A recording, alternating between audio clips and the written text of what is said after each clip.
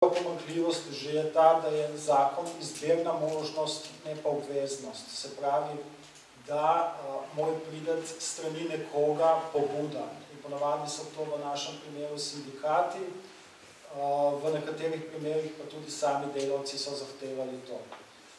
Druga velika pomanjkljivost je, da delavski zaupniki oziroma sveti delavcev dejansko nimajo imunitete za svoje delovanje. Se pravi, v primerjavi z sindikalnimi zaupniki so v bistveno šibkejšem položaju, ker pri svojem delovanju jasno nimajo nobene imunitete napram menedžerju.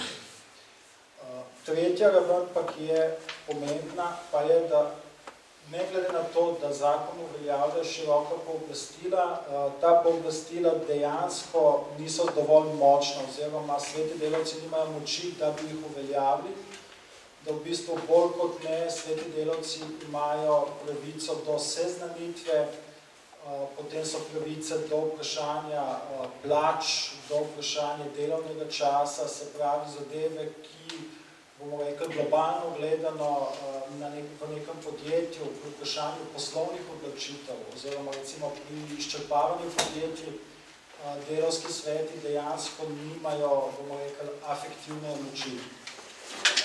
Kot zadnje, na katero se bom tudi potem še vrnil, pa je, da dejansko ta zakon z ničemer se ne dotika lastniških razmerij v podjetju, in s tem dejansko onemogoča podelitev moči zaposlenih. Kaj bi bilo treba storiti v tem zakonu, oziroma kje bi bilo treba zakon nadgraditi? Sicer, da bi bilo soupravljanje zagotovo obvezujoče za vsako podjetje. To je minimalna, bomo rekel, zahteva, da sploh začnejo vsa podjetja uveljavljati takšne soupravljanja. Po drugi strani pa tudi, da sami zaposleni se zavejo, ker informiranost je slaba in dejansko smo lahko videli ravno v času krize, da večina zaposlenih sploh ne ve, da imajo take pravice, kot jih imajo v zakonodaji in pričo tega tudi niso uporabljali teh možnosti, ki dejansko so jih imeli na voljo. Druga stvar, ki jo pa treba nujno vpeljati, poleg že omenjene imunitete, pa je seveda možnost zadržanja vseh poslovnih odločitev, ki so, bomo rekli, vidno in načrtno v škodo tako podjetja kot zaposlenih oziroma obojih.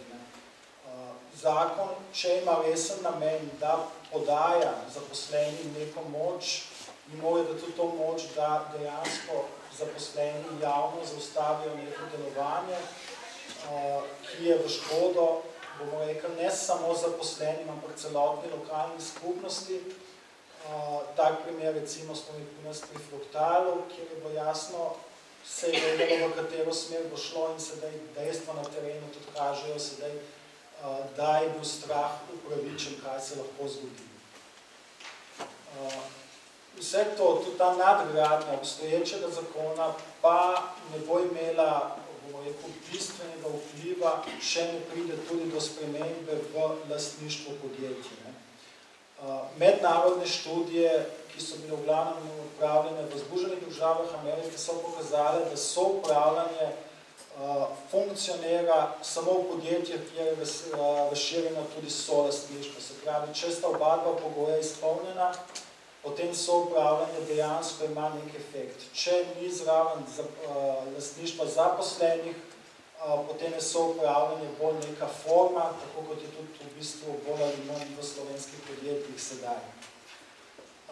Zato bi na tem mestu nekoliko razvil idejo skupnostne lastnine, in sicer to je oblika notranje lastnine zaposlenih, s to razliko, da gre za nedeljivo lastnino in da ne gre za individualno pravico, ker v bistvu neka ideja je, da bi vsi zaposleni postali delničarji na neki individualni ravni, vsi bi bili potem mali kapitalisti in s tem bi ekonomija spet zagnala naprej, s to razliko, da sedaj bi vsi postali lastniki podjetja na individualni ravni.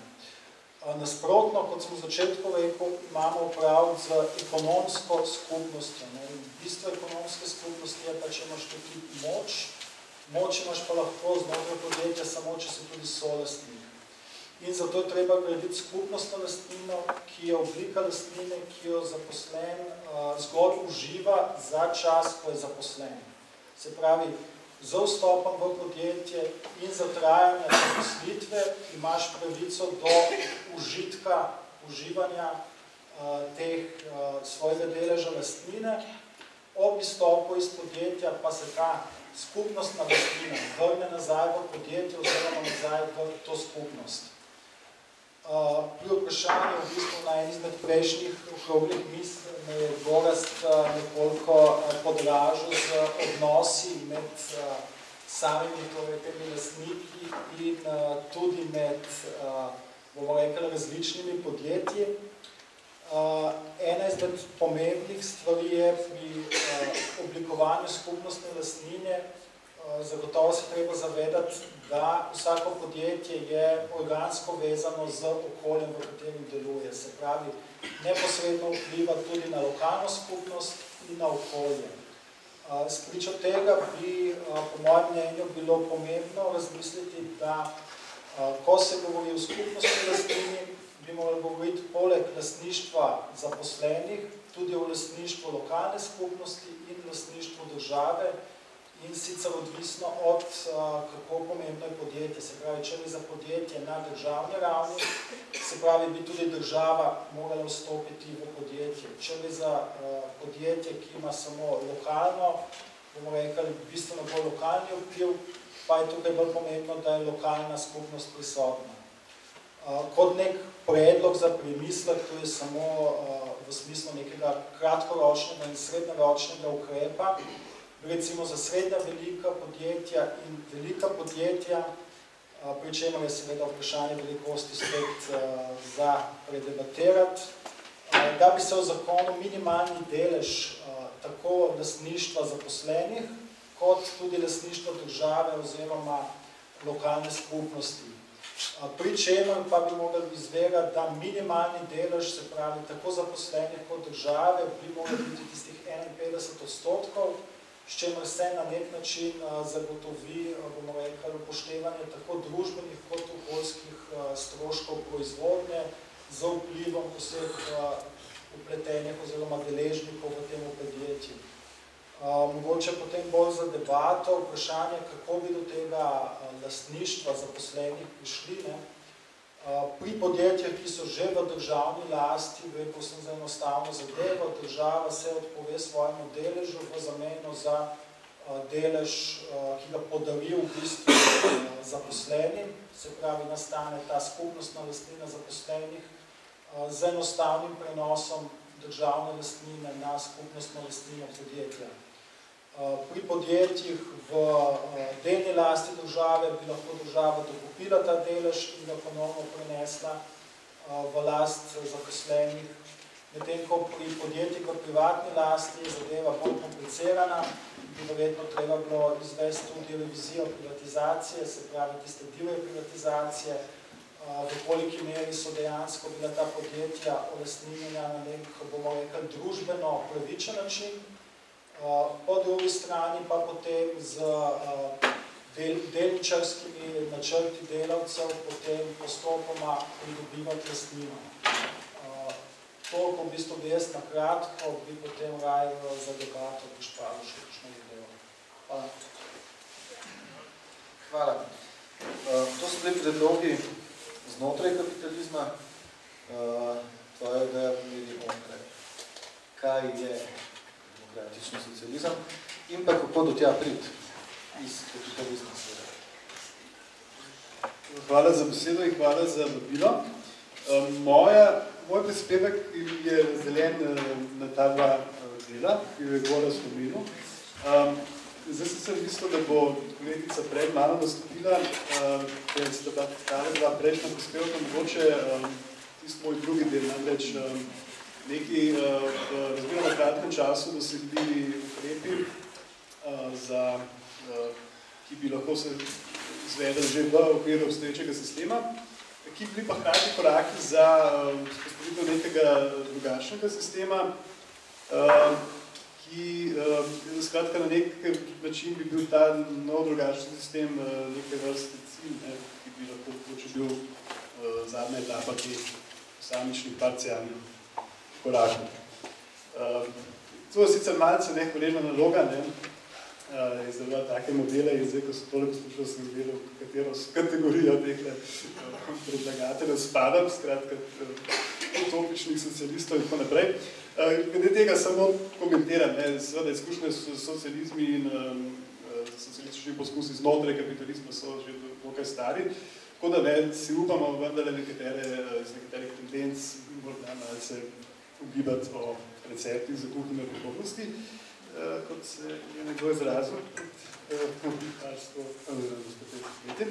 in jaz bi tako rekel, da gremo zdaj do tega cilja in ne bom prvi govoril o teh korakih, samo mogoče komentiral, kateri od teh razlogov so že del tega. Recimo, da si zamislimo socialistično družbo, mislim, da bi ta tendirala k temu, da so, če gledamo z vidika človeka, posameznika, izpolnili 3 pogoji.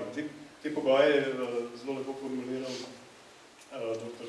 Černe, ki je bil svoj čas profesor na Ljubljanski univerzi, ki se sicer ekonomski fakultet, no, rekel, v socializmu bi morala biti trojna enakost, oziroma enakopravnost.